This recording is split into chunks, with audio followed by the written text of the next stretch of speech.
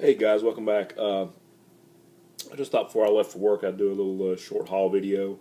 Hope everybody had a great weekend and are having a good Monday so far. Nobody likes Mondays, but hey, let's just get it over with, right? Uh, anyway, I had talked maybe in the last couple of videos about, or maybe I was just talking to somebody on the phone, I can't remember.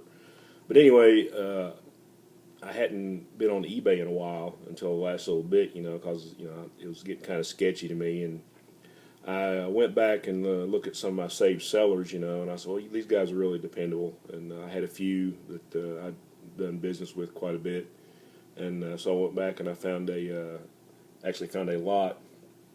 I had some interesting stuff, nothing world shaking, but I my collecting interests are wide and varied, so it was a pretty nice little lot for me. Anyway, I'll just get to it. This first issue is a Charlton romance book. Uh, Shout out to my buddy Steve, Charlton 66. This is for lovers only, number 61. I thought this had a pretty cool cover. Not sure about the artist because a lot of these romance comics, DC sometimes gave creator credits, but Charlton was really bad, especially on this stuff. So I don't know who did any of the interior work. The cover might be, I'm wanting to say Warren Sattler, but I don't think it is. It might be Art Capella. Anyway, I'm sure Steve could probably tell me. But anyway, cool little book, 20-cent cover price. It's Bronze Age, so hey, I'm all over it. Another romance book from DC. This is Young Love 106. I think that's a Craig Flessel cover, and I think usually they'd have the same gang of artists do this stuff. Got Win Mortimer and Joe Orlando. Mike Sikowski did a lot of stuff in the romance books, and this was the last 20-cent issue before they started the 100-page spectaculars. So kind of a good era for me. A good time.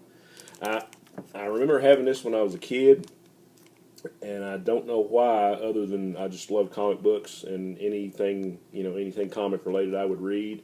But I remember this, and I remember this cover, and for some reason this one gets a little bit more of attention as far as price wise, and it's kind of hard to find. I guess it was like a women's lib story. Shout out to Silver Hair Bronze Age Babe Comics, Sarah on this one. I don't think it's got any, women livers from space, but this is kind of a women livers story.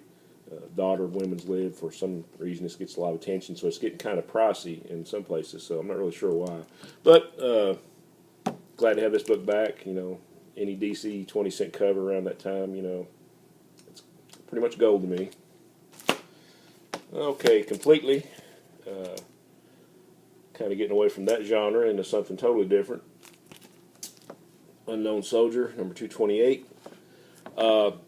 As I've been trying to, straighten out my comic room and going through boxes and stuff, I was going through and I was like, okay, well, you got Star Spangled War Stories, and I kept thinking it continued on, but actually they had changed the title of this like they did some of the other war books.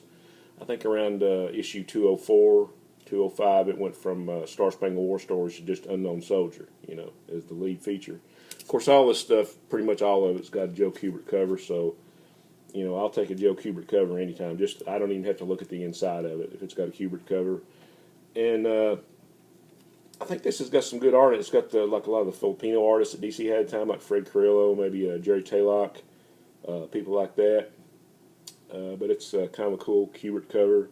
Unknown Soldier in the background on a horse, and Hitler up here, so good stuff. Okay, back to romance. This is a Marvel, My Love number 2. It's got a great John Romita cover, and Romita, he could draw some beautiful women. This also got like Sal Buscema, I think, on the inside, and maybe Don Heck. I'm not really sure. Anyway, a lot of great artists in this. Nice cover. Got some good colors on it. So My Love number 2. And back to war now. I already had this one.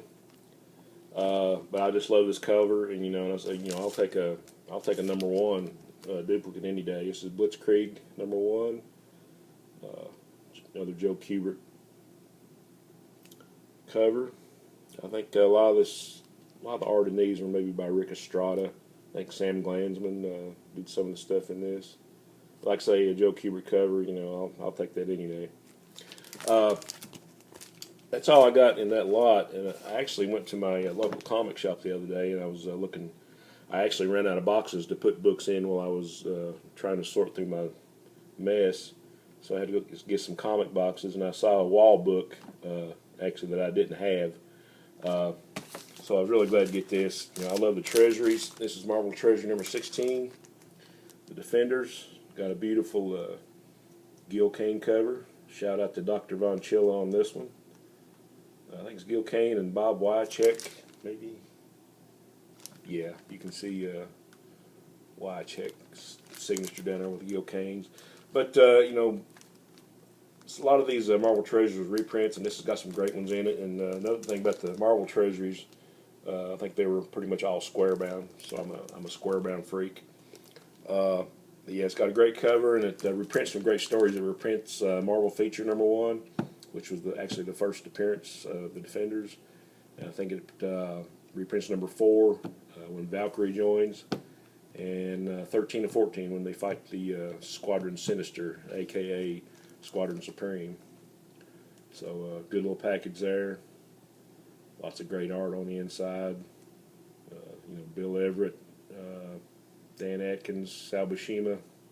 A lot of good stuff. All right, guys, I'm out of here. On to work. But I hope you guys have a great day. Thanks for tuning in. Thanks for the comments and all the support. And I will see you soon. Onward and upward.